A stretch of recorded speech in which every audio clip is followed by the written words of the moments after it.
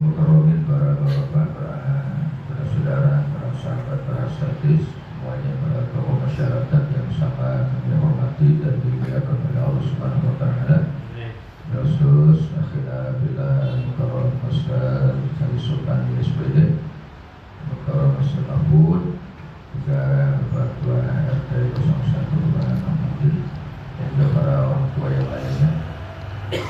Pelajaran kita pada hari ini awal Agustus ya, awal Agustus 26,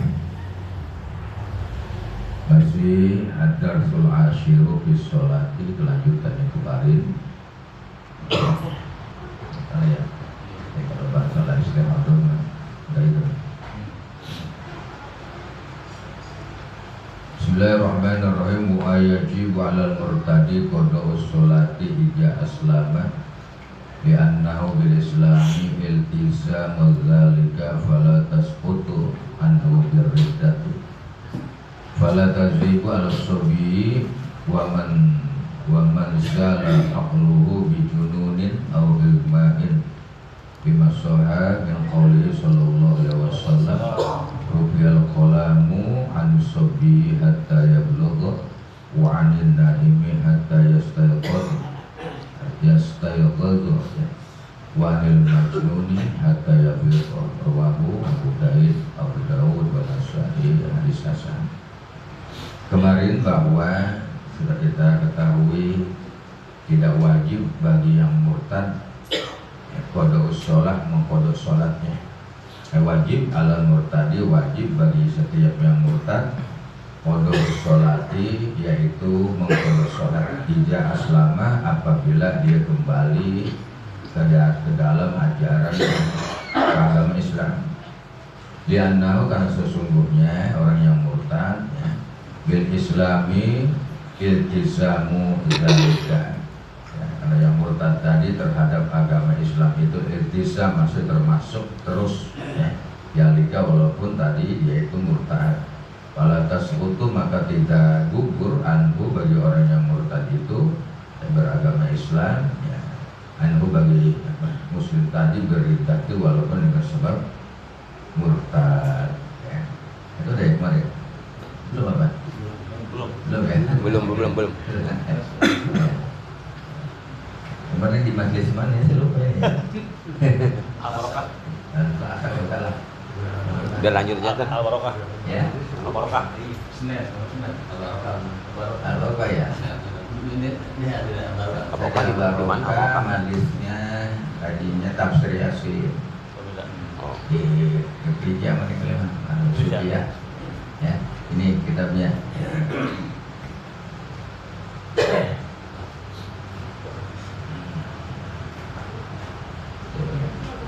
Sholatnya belum deh. Atasnya belum. Ini belum. Saya kelewat. Tanda ya. Baik. Bismillahirrahmanirrahim. As-sholatu lughatan ad-du'a'u wa syar'an aqwalun wa af'alun mubtadi'atun bitakbiri wa mukhtatimatun bitaslim. Kata ulama dalam kitab ini, bahkan secara fuqaha keseluruhan, as-sholatu, adapun sholat lughatan ya, menurut lughah ad-du'a'u adalah doa. Sedangkan menurut syar'i, menurut syariat, aqwalun ya, sholat adalah qaul, ucapan, bacaan, wa af'alun, dan perbuatan. Mubtadi'atun, yang diawali sholat tadi itu bitakbiri, dengan takbiratul ihram, wa mukhtatimatun, dan diakhiri bitaslim, dengan ucapan salam ya. Maksudnya wallahu a'lam, sholat adalah menurut bahasa doa. Jadi orang yang sholat itu baik sholat fardu, baik sholat sunnah, itu artinya sedang berdoa, sedang bermunajat dia itu kepada Allah Subhanahu wa taala. Sholat itu mahallul munajat. Sholat itu adalah tempat seorang yang munajat kepada Tuhannya, yakni kepada Allah Subhanahu wa taala. Ya, sholat itu doa sebenarnya. Ya, ini menurut bahasa, ya menurut bahasa kita apa sih sholat itu doa, yang munajat. Nah, hanya saja nanti kalau kita lebih mendalaminya itu, ya, sholat itu adalah sesuatu yang tidak nampak. Ya, sholat adalah sesuatu yang abstrak. Sedangkan, ya, kalau menurut syariat mah kita hanya dapat melihat orang yang sedang menunaikan sholat. Sementara kita nggak bisa melihat sholatnya. Ngerti nggak Pak? Ya. Jadi secara apa ya? Kalau di sini doa, ya doa kita hanya bisa melihat orang yang sedang berdoa. Sedangkan energi doa itu kita nggak bisa melihatnya. Kemana itu energi doanya? Coba ya. Kan begini contoh. Kalau kita mencintai sesuatu, ya kita bisa ngomong aku mencintai sesuatu, tapi kita nggak bisa mengetahui sejauh mana cinta itu, ya nggak bisa diukur karena apa bentuknya. Itu udah bingung gitu ya. Kita mencintai cewek nih, ya kita mencintai pacar kita, bini kita nih. Ya, ini nggak ada yang tahu sejauh mana cintanya kita kepada pacar kita, pada bini kita kecuali kita sendiri yang merasakannya dan Allah yang mengetahui. Ya, sedangkan orang yang kita dibilang aku cinta kepadamu padahal kita bohongin dia nggak tahu. Urusan hati. Jadi doa itu munajat kita mengangkat tangan menengadahkan kepala umpamanya itu bentuk zahirnya. Adapun bentuk hatinya masalah qalbu doa itu seperti apa sebenarnya dia. Begitu juga sholat. Ya, sholat hanya kita melihat orang berdiri tegak, takbiratul ihram, bacaannya ada suaranya, ya, gerakannya terus sampai ruku sujud, ya, sampai tasyahud umpamanya itu yang biasa kita lakukan itu semua orang bisa melihat. Tapi wujud daripada sholat itu sendiri kita nggak bisa mengetahui. Karena sholat adalah doa, ya. Sholat makna zahiriyahnya secara syariat nanti di sini aqwalun wa af'alun, ya. Nanti ada rukun qauli, rukun qalbi, rukun fi'li, ya.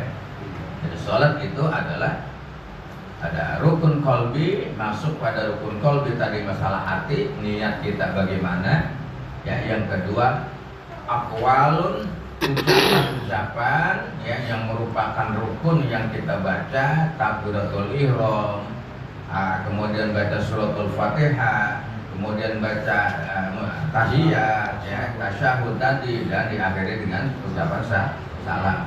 Itu menurut syariat secara itu. Af'alnya tadi berdiri tegak, ruku, iktidal, ya, sujud, duduk antara dua sujud, tasyahud, awal ataupun akhir itu adalah bentuk af'alnya, perbuatannya. Ya, namun tadi saya di atas itu ya, bahwa kita nggak bisa melihat hakikatnya, cuma melihat zahirnya sholat saja itu.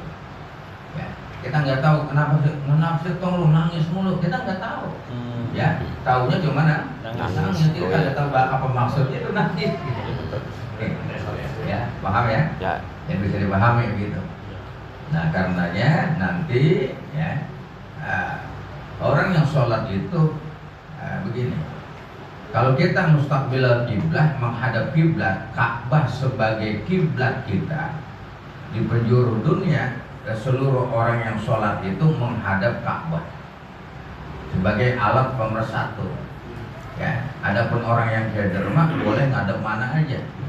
Kalau keder ya itu susah kita masih kiblat ini, ya, di mana-mana tempama atau di dalam kendaraan ataupun di dalam kendaraan nggak mesti menghadap kiblat. Jadi kemana aja kalau kita lagi ngetanin umpamanya ke Surabaya, ya, naik kereta, naik bus, naik kendaraan lain, ya, kita nggak perlu berbalik ngadep mulun, enggak, ya, langsung, ya, itu Ka'bah. Ka'bah adalah kiblatnya, arah seseorang muslim untuk menghadap kepada Allah. Wasilahnya adalah Ka'bah karena Ka'bah tempat yang diberkahi. Ya, selain daripada itu nggak boleh. Ya kita sholat ngadep ke batu nggak boleh, ya. Ngadep kemana nggak boleh. Ya. Jadi haram hukumnya kalau Ka'bah karena tempat yang diberkahi maka boleh dijadikan tawassul kita, wasilah kita dalam rangka menghadap kepada Allah karena sesuai dengan syariat. Nah, kemudian bagaimana? Ya, kata para ulama musawwifin, ya, hati kamu itu menghadap Allah, fisik kamu menghadap Ka'bah alias menghadap kiblat, sedangkan hati kamu menghadap Allah. Nah, itu. Jadi ada dua, kita ada fisik dan ada non fisik. Ya, ada rohani, ada jasmani. Ya, jasmani kita adalah tadi menghadap ke Ka'bah, menghadap Mulon, tapi hati ini mesti menghadap Allah Subhanahu wa ta'ala. As-sholatu sillatun baina abdi wa rabbi. Sholat itu adalah wasilah, silatun berhadapan langsung antara sang hamba kepada Tuhan, Nah, itu kita yang belum nyampe, ya, karena ya, kita sejak kecil itu pembinaan ke arah situ. Ya, dulu nih di kampung kita ada para asatidz kita kayak Nur Ali, kayak apa namanya, Pak Seman, ya, dan yang lain, ya. Itu kan arahannya pertama kita baca Quran, ya, diajar baca Quran, bagaimana tajwidnya, bagaimana kita wudhu, bagaimana kita bacaan sholat, itu kan yang diajarkannya. Kemudian bacaan mau tahlil bagaimana, maulid bagaimana, ya, khatib bagaimana. Nah, sampai paling ada adalah babul minan, ya, paling dikit itu dulu, ya, sama sifat 20 dulu tuh batasannya, ya. Nah, perkembangan ilmu pengetahuan sampai sekarang itu, nah, kitab-kitab klasik, kitab-kitab besar para ulama-ulama terdahulu belum nyampe dulu di tahun 80-an di kampung kita. Ya, tahun 70-an belum ada tuh. Ya, belum membahas i'anatul thalibin, kitab fikih, kitab besar belum ada. Ya, barang yang diajarkan ya kita fikih, tafsir Jalalain belum ada di kampung kita. Ya, tafsir Munir belum ada pada waktu itu. Setelah perkembangan zaman, ya, banyak para ulama-ulama kita itu, ya, yang pada akhirnya sekarang kita mudah, ya, menerima, belajar ataupun kita mengetahui tentang ilmu pengetahuan lebih sangat mudah. Jadi lebih luas lagi mestinya kita itu. Nah, segala media sudah gampang, teknologi sudah canggih, ya. Jadi kita jangan cuma berada di situ-situ aja jadinya, ya. Jadi langkah kita harus lebih luas lagi, ya. Lebih ke depan. Kalau teknologi udah maju, kenapa kita nggak maju? Ya, kalau sekarang udah zamannya memang digitalisasi, ya, ini dah urusan hubungan kita kepada Allah mestinya udah lebih canggih lagi udah. Ya, nah, ada cerita begini, saya belum terus ini Mbak Vicky, ceritanya dulu supaya ini, ya. Kalau kita punya HP manusia dengan teknologinya, ternyata bangsa jin pun punya. Ya, bangsa jin punya HP dia. Lebih canggihnya emang ikuti kecanggihan manusia jadi sama. Ya, ini cerita memang betul. Jadi di kampung kita itu, ya, dulu kalau jalan apa ya, RW RRD dulu sana tuh, ya, dulu ada rumah kosong dulu tuh di situ. Itu Gojek diminta datang, ya, membawa makanan ke rumah itu. Padahal rumah itu kosong. Itu kenapa dengan aplikasinya jelas, ya, alamatnya jelas. Begitu dia masuk ke dalam, ya, ada memang itu ramai kelihatan dia, ya, dia ramai. Dia kasih tuh makanan pesanannya tadi, dia ngantuk, dia tidur di situ. Begitu bangun nggak ada apa-apa, kosong rumah itu. Itu kan hubungannya HP, melalui HP kan bingung, berarti canggih mereka itu. Ya, tadi ya. Coba ada pasti. Ya, jadi itu udah sekitar 1 tahun yang lalu. Lama ya, lama itu 1 tahun yang lalu berhasil tanggal. Lagi cedel mungkin Pak. Kok kita lah, ngapain di situ Pak? Ada pesanan nih kan. Ya, ini bukan mitos. Benar itu. Ya. Ya. Mohon maaf.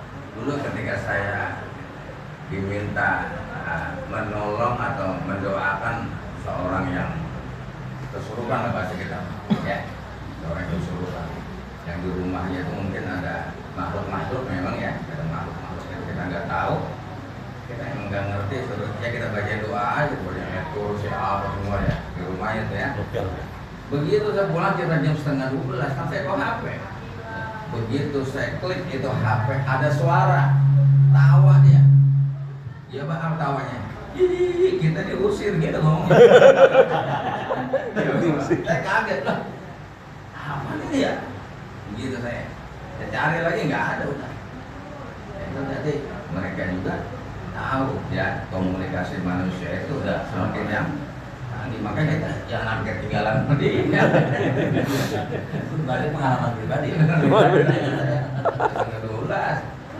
Ya, ketawa seperti suara punya anak itu tawanya dia bilang kita diusir berarti dia banyak. Kita diusir gitu ngomongnya. Ya, saya cari lagi lah kok nggak ada suara apa nanti kaget saya juga ya. Jadi kita lanjut makanya ya, sholat yang tadi adalah merupakan mahalul munajat, hubungan kita kepada Allah.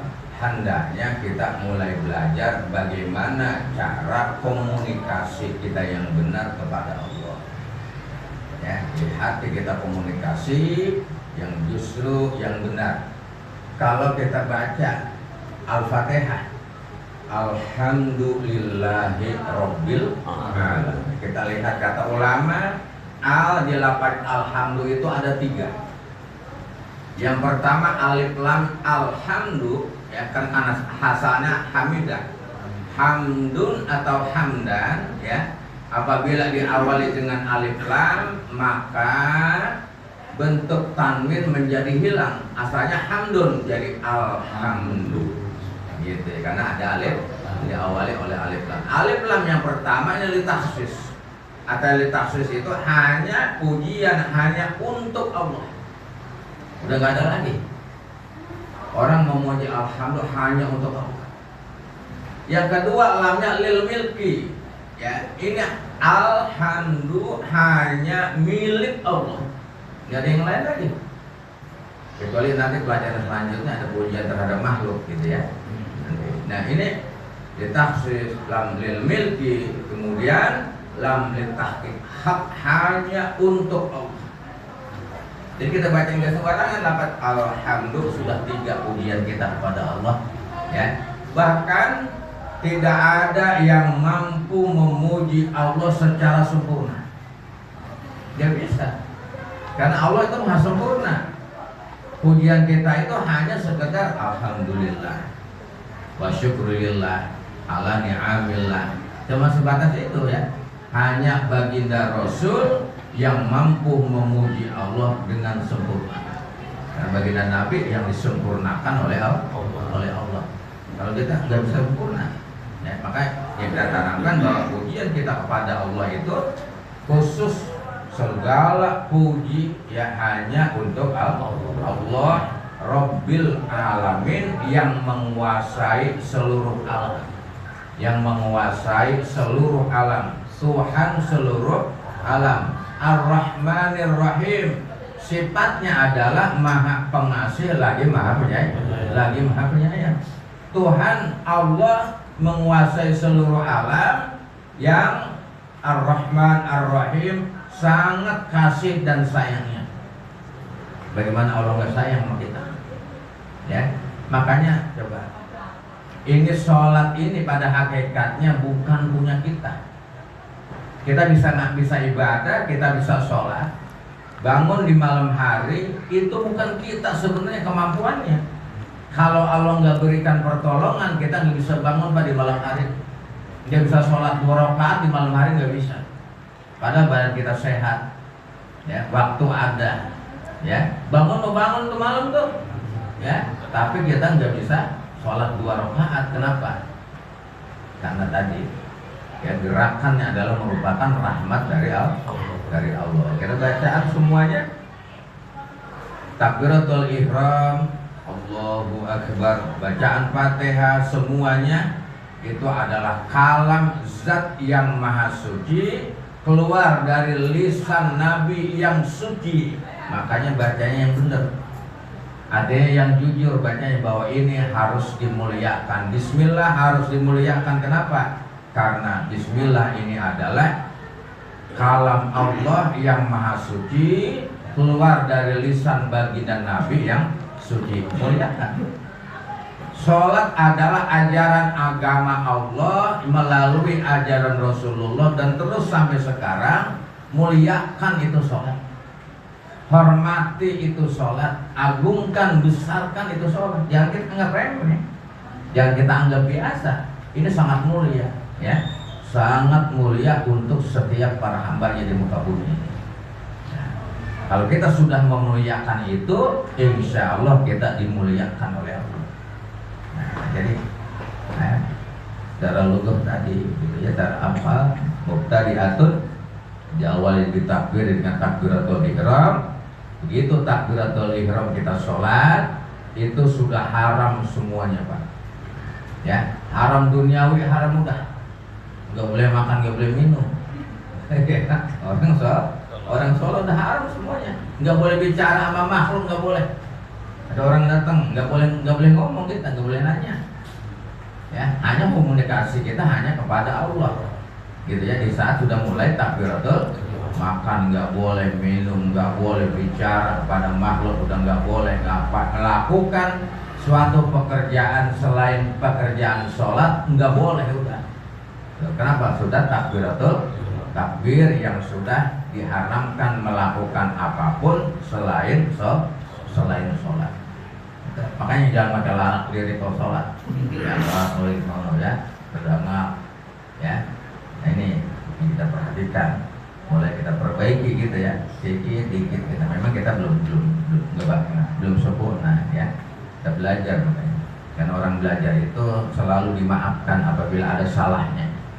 Ya, kalau orang yang sudah nggak mau belajar, ya, itu kita nggak dimaafkan apabila ada kesalahannya.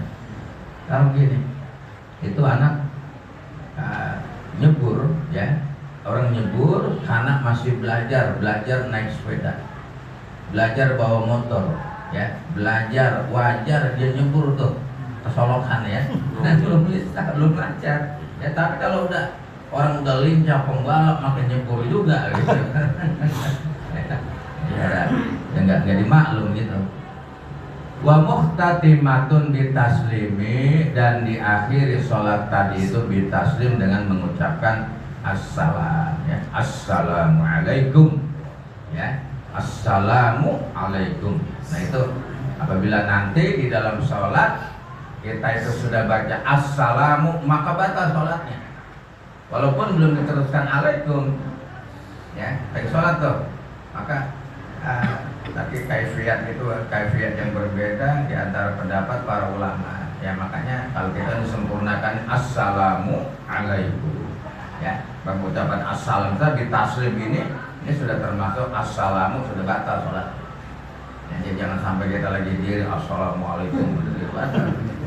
Lagi duduk, ya, sampai selesai tasyahud kita baru ucap salam. Ya, ucap salamnya itu yang sempurna, ya. Nah, kalau bacaannya yang diajarkan tajwidnya, cara baca oleh guru kita, ya, Pak dan lainnya, itu ada siddah. Di sin ada siddah, jadi bacanya assalamu, ya. Itu bacaan yang benar untuk di dalam sholat masalahnya. Kalau di dalam umum mah assalamualaikum nggak apa-apa itu, yang umum, ya. Kalau lagi sama teman, ya. Tapi dalam sholat itu rukun, nggak boleh, nggak benar, jadi harus benar assalamu. Nah gitu ya, assalamu alaikum. Baru nengok tuh, assalamu alaikum. Nah, ya, nengoknya kemana nih? Nengok ke kanan, ke bawah nengoknya, ya. Jangan nengok muka teman kita, capek. Ya. Assalamu alaikum. Nah itu, ya. Baik-baik, kiri sunnah assalamu alaikum. Nah kita nengoknya ke bawah. Ini assalamu itu ke bawah. Pandangan mata kita, ya. Jangan pandangan mata assalamu teman kita, ya. Ya itu, ya boleh-boleh saja sih sebenarnya, ya. Cuma itu kaifiat cara. Nah, diakhiri dengan salam. Apabila sudah diakhiri dengan salam, maka selesai itu sholat. Ya, jadi perbedaan sholat adalah diawali dengan takbir, diakhiri dengan salam. Itu sholat namanya. Ya, jadi kalau nggak seperti itu bukan sholat. Ya, jadi bagaimana tata caranya? As-shalawatul maktubat khamsun. Adapun sholat-sholat yang diwajibkan itu ada 5. 5 sahih berdasarkan hadis sahih Antol Hatabni Abu Ubaidillah radhiyallahu taala anhu, dari Tolhah bin Ubaidillah radhiyallahu taala anhu, qala yang berkata, ya jaa ila Rasulillah sallallahu alaihi wasallam, datang kepada Rasulullah sallallahu alaihi wasallam min ahli Najd, ya, min ahli Najd, dari negeri Najib. Ya, kalau dulu pernah Rasulullah itu bilang, ya, dalam hadis sahih, ya, ketika Rasulullah berada di Madinah, Rasulullah itu sambil menghadap ke arah timur dan menunjukkan arah itu, nanti akan muncul tanduk-tanduk setan dari Najd. Ya, maksudnya dari orang Najd ini, ya, waktu itu tuh, ya, itu muncul tanduk-tanduk setan dari sana tuh. Nah, itu deh. Ya, terusin tuh, jadi ngomongin orang lagi. Ya, jadi perhatian bagi kita. Ya. Apa? Ta'irur ra'si, ya, orangnya tadi rambutnya nggak bagus, ya, rambutnya nggak bagus. Nasma'u, kami mendengar dawiya sautihi, ya, kami mendengar apa suara-suaranya itu, ya, dan suaranya kami kedengaran, maka ya, wala nafqahu, tapi kami nggak ngerti, suaranya doang kedengaran, ya, ada orang itu datang ke hadapan Rasul, tapi kami nggak ngerti apa yang bicara mayaqulu, apa yang bicarakannya. Hatta dana, ya, sampai selesai. Faidah wa yas'alu 'alal Islam, maka tiba-tiba sesungguhnya orang itu bertanya tentang Islam, ya. Faqala Rasulullah sallallahu alaihi wasallam, maka bersabda, menjawab baginda Rasulullah sallallahu alaihi wasallam, khamsu shalawatin fil yaumi wal lailati. Orang itu bertanya tentang Islam. Islam itu adalah sholat 5 waktu di siang hari dan di malam hari. Dan putaran 24 jam, ada 5 waktu. Qala, ya, berkata orang tadi itu, hal alayya ghairuhun, ya, apakah bagi kami ada lagi selain itu? Qala, tidak, kata baginda Nabi, selain 5 waktu nggak ada lagi tuh yang wajib. La illa anta tawwa, kecuali apabila kamu menunaikan sholat sunnah. Ya, kalau sholat fardu terbatas, kalau sholat sunnah itu tidak terbatas. Ya, sampai kita nih, nggak perlu kemana-mana kan ya? Nggak ada bola ya? Nggak. Kita sholat, begitu kita wudhu kita sunnah sholat wudhu 2 rakaat. Namanya ulama mengatakan sholat sunnah syukril wudhu, ya, sholat sunnah wudhu. Setiap selesai wudhu kita sholat sunnah wudhu, ya, di masjid, di musola, di rumah, di mana saja, ya. Nah, kemudian rawatibnya, kalau tadi maghrib, ya, qobliyah maghrib itu namanya ghair muakkad, kurang kuat, ya. Sholat sunnah qobliyah maghrib ghair muakkad, kurang kuat, 2 rakaat. Tapi nanti nggak ada maghribnya, 2 rakaat itu muakkad, kuat, ya. Qobliyah maghrib 2 rakaat, ba'diyah maghrib 2 rakaat. Itu beda, muakkad dan ghair muakkad. Nanti ketemu di sini. Setelah itu ada sholat awabin namanya, ya, sholat sunnah awabin. Berapa? Minimal 2 rakaat. Aku sholat awabin 2 rakaat lillahi ta'ala. Begitu aja, ya, dalam hati, ya. Bila takbiratul ihram, aku sholat awabin 2 rakaat lillahi ta'ala. Ukuran maksimalnya berapa? Maksimalnya 12 rakaat. 2.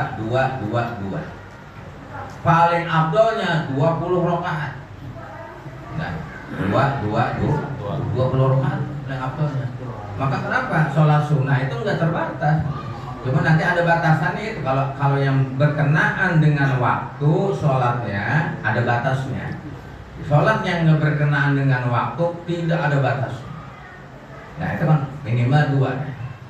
Karena kita mah biasa ada yang lebih wajib apa? Hadir di majlis hadir di majlis talim itu lebih wajib. Maka setelah ba'diyah kemudian awal bin 2 rakaat kita berangkat ke majlis talim. Kenapa? Lebih wajib. Ya, lebih penting ngaji daripada tapi jangan ditinggal 2 rakaat mah biasain. Ya, supaya nanti orang-orang pada makan awabin kita jangan bengong aja sono. Nggak dapat bagian kita ya. Lalu kagak nanem gitu ngomongnya. Ya, kalau lu nanem nanti dapat buahnya gitu bahasanya ya. Nah, lanjut qobliyah isya. Qobliyah isya gue muakkad. Ya, gue muakkad kurang kuat tapi lakukan itu. Perdunya ba'diyah isya muakkad. Makanya saya ingatkan kalau sholat taraweh ya jangan buru-buru sholat taraweh. Ba'diyah isya dulu. Kenapa? Muakkad. Nah, ini sholat taraweh dikerjain ya, bini tua ditinggal. Ya sholat ba'diyah isya itu udah biasa. Udah teriak nih, ya kenapa aku tahu tidak? Ya padahal itu muakkad, kuat gitu. Ya, baru kemudian sholat taraweh. Nah nanti apa? Setelah ba'diyah ada witir.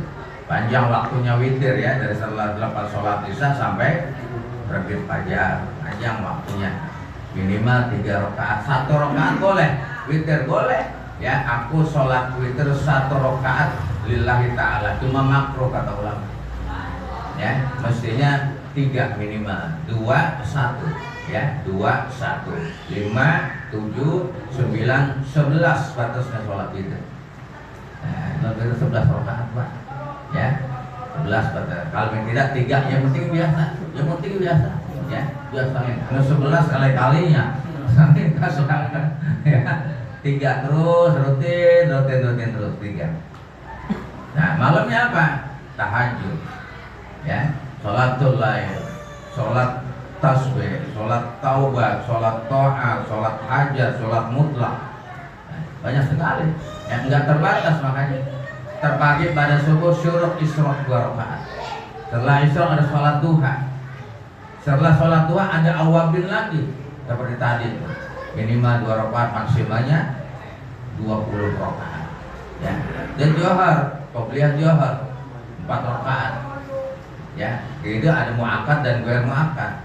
Fardu johornya 4 rakaat, ba'diyah johornya muakkad 4 rakaat. Ada awabin lagi, namun doib hadisnya. Ada johar, ada awabin, cuma doib nggak apa-apa, doib juga. Tuh, nggak sempat nyari duit kita Pak. Ya, astagfirullah, banyak awan yang kagak sanggup tuh ngomong gitu. Ya, bisa. Ya, iya. Ya, biasakan, kalau biasakan jadi enteng. Ya, kalau nggak dibiasakan jadi berat. Penting makan-makannya. Jadi itu orang datang kan baginda Nabi cuma 5 waktu sehari semalam. Selain itu mah masalah sunnah silahkan. Ya, masalah sunnah, sholat sunnah mah silahkan. Rawahu Syekhon ya. Hadis berdasarkan hadis Syekhon Bukhari Muslim hadis sahih. Gitu dulu.